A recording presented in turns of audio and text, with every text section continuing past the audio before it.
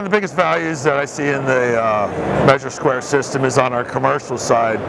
where we're capable of very visually doing a takeoff to include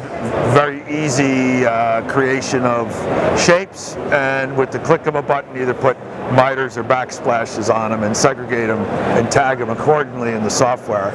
That ultimately gives us a takeoff that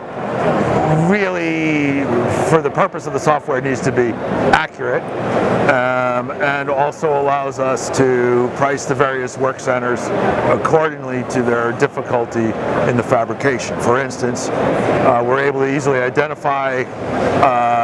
mitering, any type of an edge that needs to get mitering, and the program, not only keeping track of square footage, is also keeping track of linear foot of miter and any other type of decorative edge or attribute you want to give it, whether it's a brace or a sink or what other value add that you may want to put on it. But most importantly is its ability to output it with slab optimization. So based on slab size and whether or not you're going to nest the project, what kind of yield you're going to get out of what size material, and what it's really going to cost you for your biggest cost center, which is the stone. And then the value proposition of typically having to open that very same file up over the course of time 3 or 4 times to answer the question on behalf of the owner, designer, or anybody else who says, hey, let's go make this 3 centimeter without the miter fold, or vice versa, let's add a miter fold, let's add waterfall, let's change product.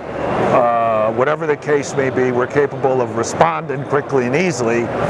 with an adjustment to that takeoff. Again, very visual, very easy to blow through the software and remove or add. So being able to do it right, fast, and accurate is key to this game.